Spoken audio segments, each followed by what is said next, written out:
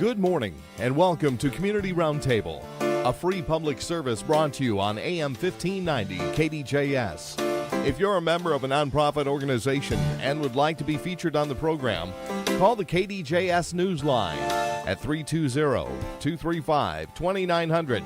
That's 320-235-2900. This is Community Roundtable. Al Sheldon here on your Sunday morning, AM 1590 and FM 105.7. Adam Bush with us now, and we're going to talk Atwater Threshing Days. And this is a fun event for a lot of people and something that I'll explain to you a little bit later about why it piques my interest, Adam. Thanks for being here, number one. Number two, are you a weatherman? What are you forecasting for next weekend? I'm going to forecast 70 degrees and sunshine. Oh, a slight breeze as well, too. Little breeze, 70 degrees. Sounds good. Good food and good music, of course, a part of Threshing Days. A lot of people who are familiar with shows like this know about the great old equipment of days gone by. But these events, whether you're 8 years old or 88 years old, you're going to have guys serving food and people playing music and everything, right? Oh, exactly. And the one thing I like to brag about our show, there is something for everybody. Not only will the older generations that come probably are familiar with some of the equipment out there. For the young kids, we have a lot of kids activities, and we kind of brag about how we can keep kids engaged out there with the different stuff for them. Well, when we look at the weekend, let's talk about Saturday, September 8th. What are the hours, first of all, for Saturday? We're looking at 7 to 5 on Saturday, and then Sunday we're going from 7 to about 4. And gate admission or anything? $8, and if you're 12 or younger, free admission for the kids. Very good. So bring the family out. Let the youngsters ask questions, which I'm sure quite a few of them do. I know when I was I'll see people looking, and I think they almost are sometimes afraid to ask. And I'm like, "Do you have any questions?" And then the floodgates will open up, and I can talk then. Very good. How do you kick off Saturday morning? What happens right away when you walk in? Well, I'm out there early, obviously. We'll still have some exhibitors rolling in. We have guys that come around from all parts of the state that have been coming for years. So we have some stuff coming in yet. But generally in the morning, it kind of starts out slow. I would say by 10, 11 o'clock, it's usually going pretty good. They'll be threshing grain. The ladies in the ladies' building, they'll be baking. They'll be quilting. Our printing press building will be going at that time. So yeah, we're pretty well in full swing by 10 o'clock. What do the guys at printing press? What do they print? They print the newspaper. They print the paper about the event? They kind of change up every year, but they use a lot of the original equipment that came from the Atwater press that ran in Atwater, I think, until the early 80s. So we have that stuff on display. They try to do like a paper every year. Breakfast served up right away? The Lions, they'll do in the past, they've done kind of a breakfast sandwich, but Sunday is our biggest. They have a French toast and pancake breakfast on Sunday that they do. But yeah, we partner with the Lions. I'll give them a shout out too. The Atwater Lions kind of help us with this event. They do the food, so it's a worthwhile event for them as well. You'll let guys like Pat Walsh don a chef's hat, eh? Yeah, you'll probably see him doing something, maybe French fry detail. He's an expert at that from what I've heard. Yeah, I guess so. Rumor has it, Do you feature a certain line of equipment this year? So we actually kind of do two features. Right now, the featured tractor is Oliver Hardpar. And, of course, Oliver and Hardpar is associated with, they always were touted as the founders of the tractor industry. Hardpar had developed the first commercial tractor being sold back in 1903. So they're kind of billed as the founders of the tractor industry. And then along with that, the ladies feature, the ladies building, they always do a feature every year, and this year is called The Fine Art of Sewing. So I'm thinking they're going to have some sewing-related stuff being featured this year. So do we see the small grains being harvested and taken to the threshing machine then? No, we've already, about a month ago, we already shocked the grain. It's already all on the wagons. We've over the years have tried some bundle stacks, because in September you have to have it all cut and ready to go. But it never works out. We have to put on wagons. But they'll pull them out, and then they'll just, from the bundle rack into the threshing machine is how we pitch them in there. On the poster here, is this a Hardpar?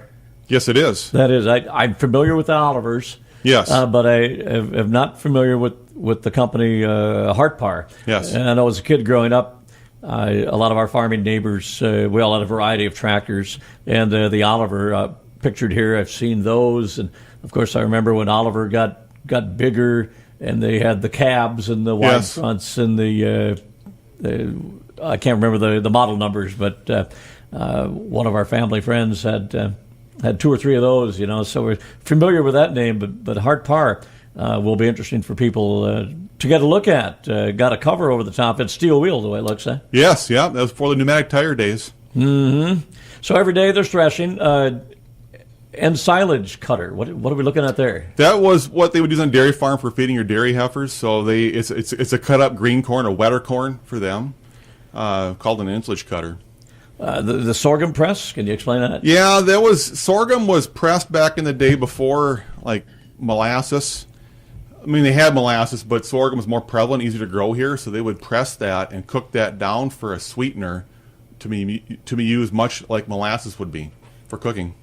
Now, these small engines, familiar with those to a certain degree. My dad had 1 or 2, and our neighbor had a bunch.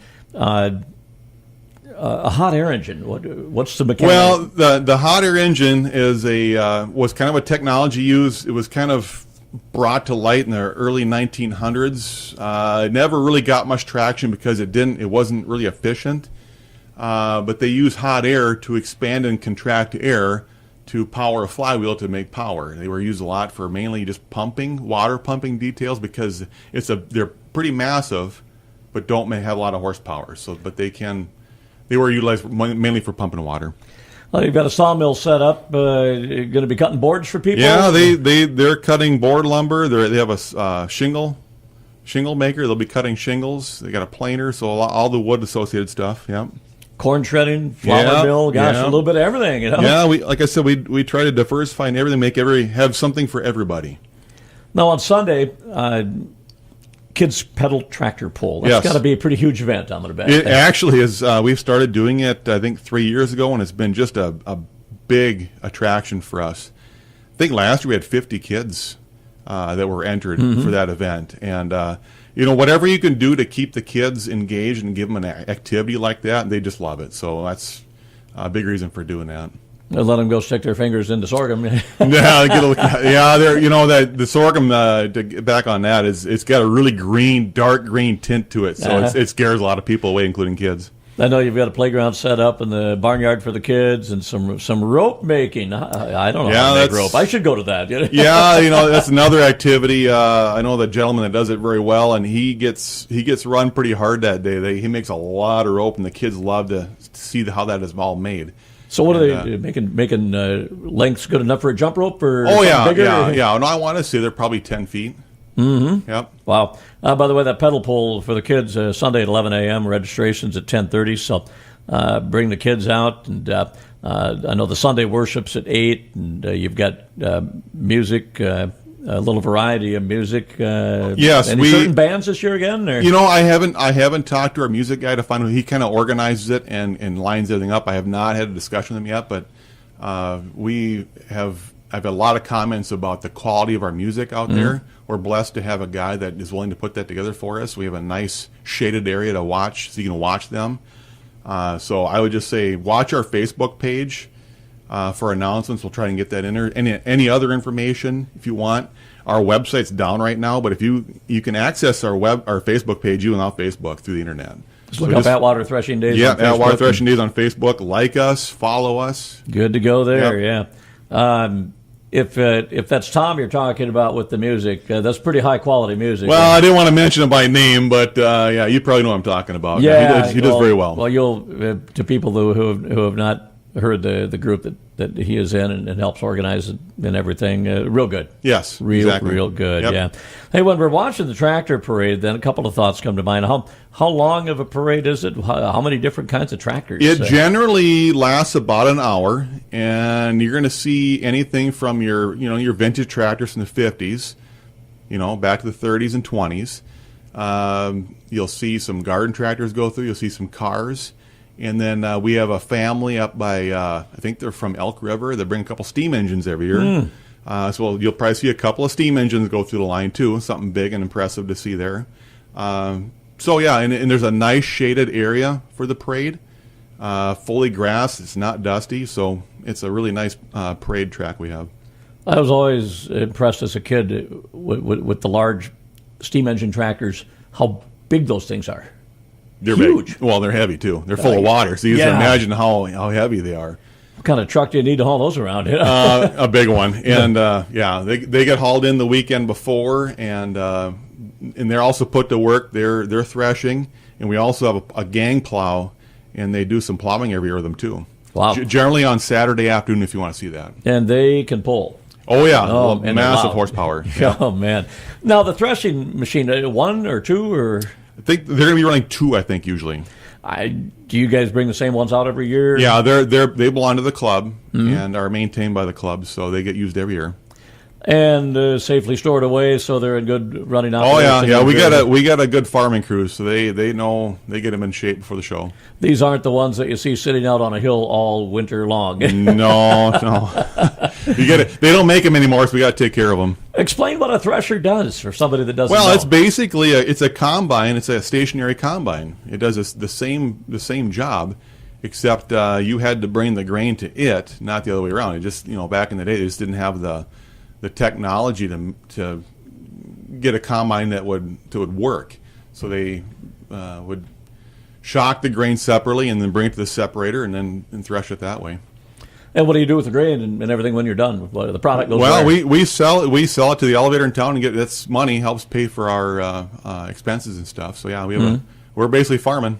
So you've got some grain sales. You've got the gate admission. Is it tough to keep the club going? Are you doing well as far as making a profit enough to keep it going? No, we do okay. But between our admissions and what we make off our grain, we have souvenirs and ice cream stand. We do fine. We get enough money we do a little some projects every year and have enough left over to put away for a rainy day fund, and it all goes well. Yeah, and the ladies, you mentioned some quilting and rug making. They make lefse and jelly. Is that for sale?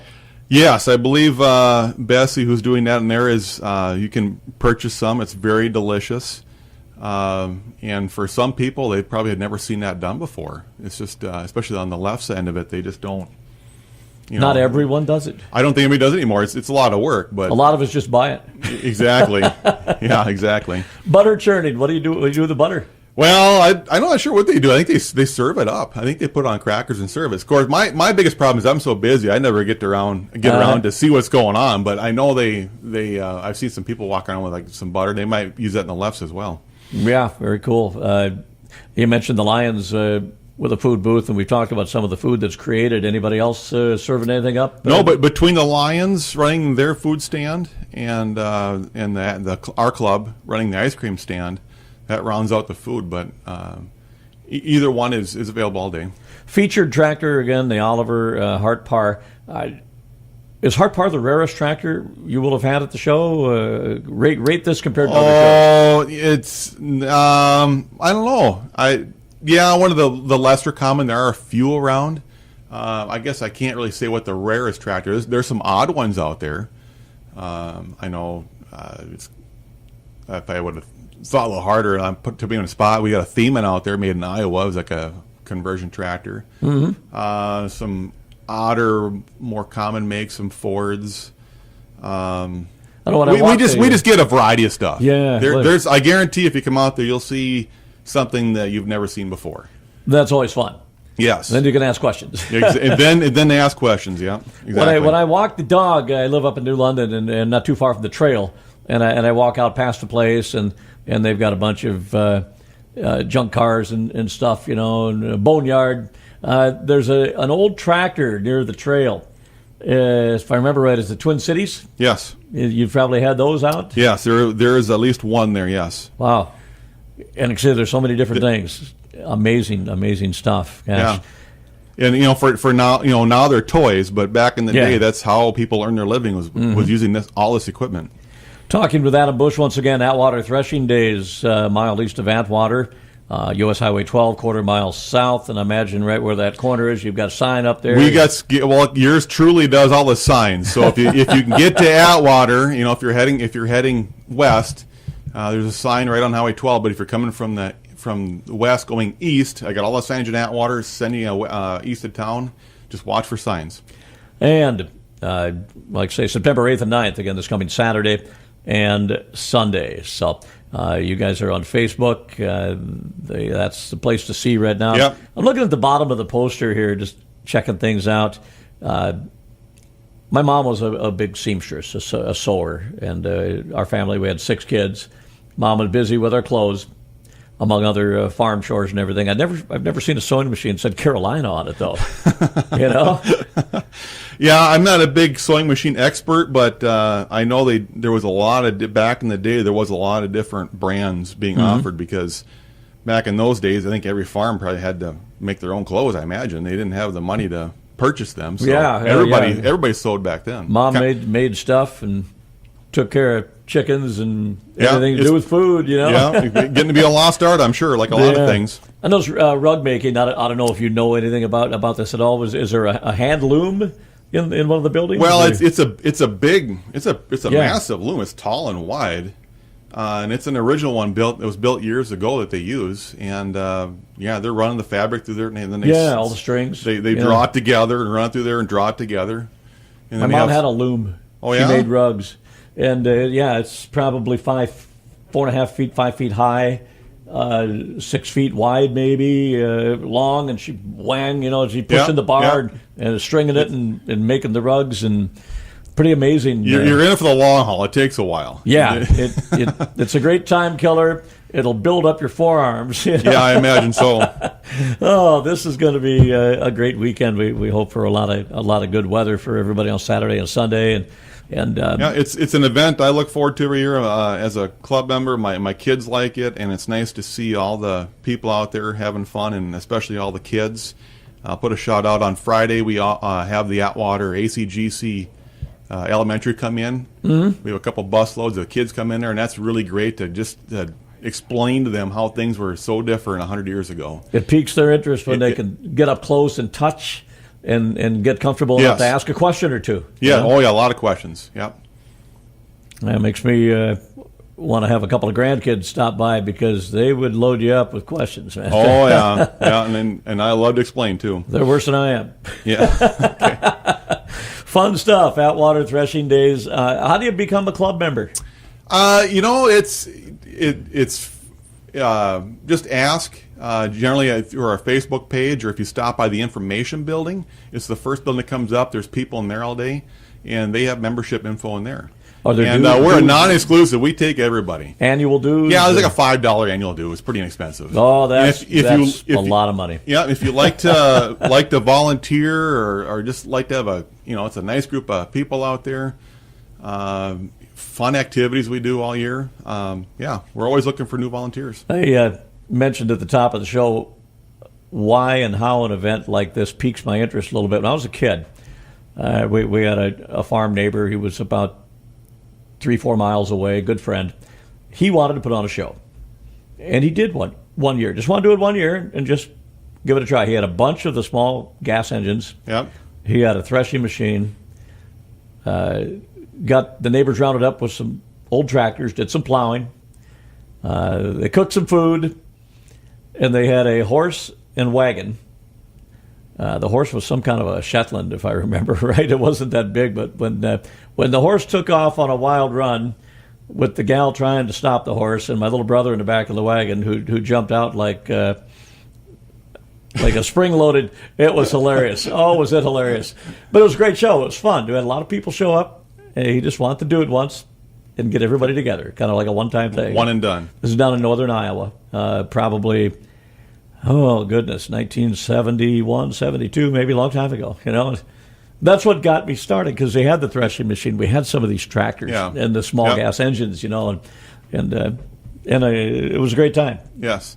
Fun and that's stuff. exactly why we do it, is to keep this event going, to give the public the opportunity to see what agriculture was like here 100 years ago.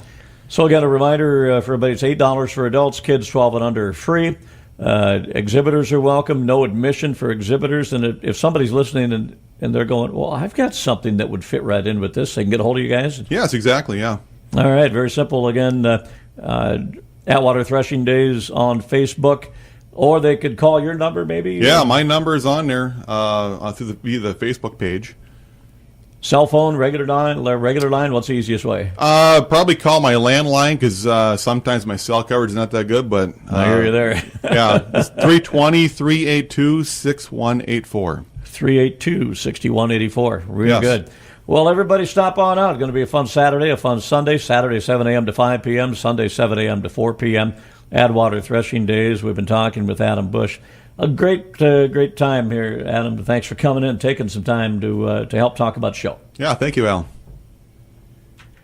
Well, we continue with Community Roundtable. Now we turn the microphone over to Jeanette Jacobson, talking Atwater Threshing Days today. Big event, a mile east of Atwater and just south of U.S. Highway 12, a little ways. September 8th, September 9th, fun weekend, 7 a.m. to 5 p.m. the 8th, 7 a.m. to 4 p.m. on the 9th. Jeanette, you're in a building at the grounds of Atwater Threshing Days that stays busy in a different way. I mean, from quilting to lots of other things. What are you going to offer this year? Well, as usual, we have a lot to offer in the Prairie House. We traditionally are thought of as the Women's Activities Building, but we get our share of men coming through looking things over as well as kids. We have activities for everyone in there as well. So on one end of the building, we concentrate on things like the quilting, as mentioned. We have both hand-tied quilting and hand-stitched quilting demonstrated there. We also have 2 different rug looms set up that are 2-harness rug looms. And those are quite interesting. One of them is from the late 1800s. It's quite an engineering marvel. Back in those days, when you wanted to have a loom, you would send away through the mail order catalog to get a plan, make your own loom, and all the metal parts that would go into it.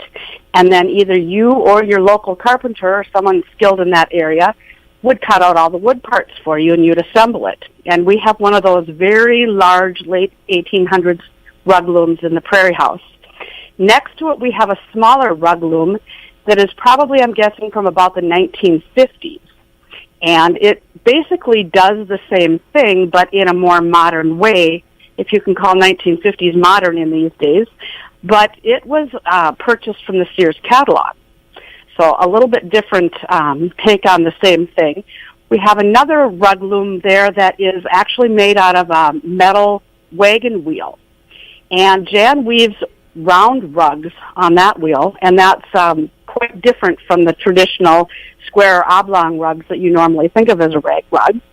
We also have what we call a window pane rug loom, because back in the day they would have originally been made from the window frame with the glass taken out, just the 4 sides of the window frame, and there are nails on the 2 short ends, and you weave your rug on that, and it comes out looking more like a braided rug than a woven rug, even though it is woven. And besides the rugs, we have a lot of other interesting activities going on. We have a kids' activity every year that my daughter is in charge of, and she likes to focus on something to do with crocheting, and a lot of times it has something to do with repurposing also, which is a big craze these days.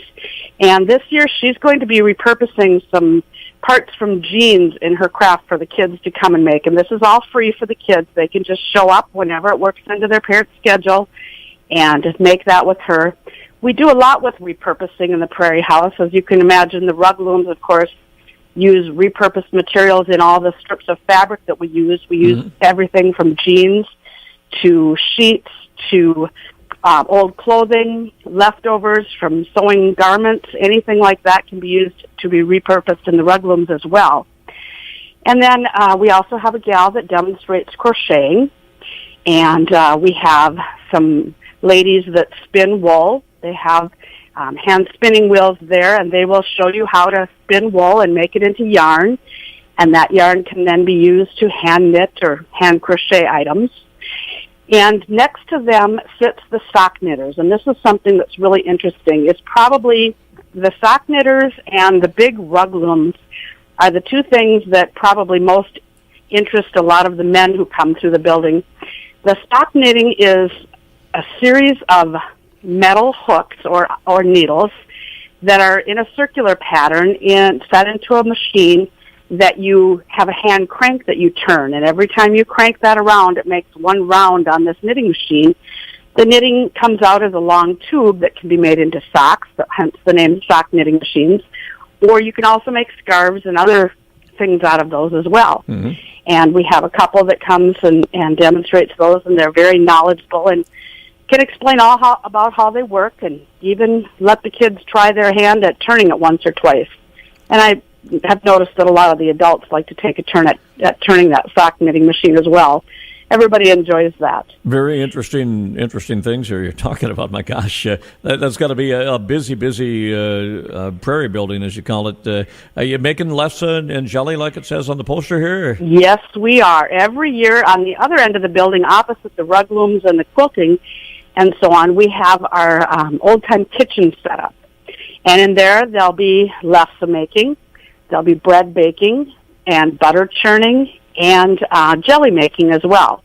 And those are done as a schedule, which is posted on the door. So if you're interested in one of those particular activities, you'll know which time to come back to the building for that. Mm-hmm. Wow. And you can even find samples down there, too, as well, when those products are done. And so that gets to be a very popular area as well. I'm thinking so. That'd be very popular, you know.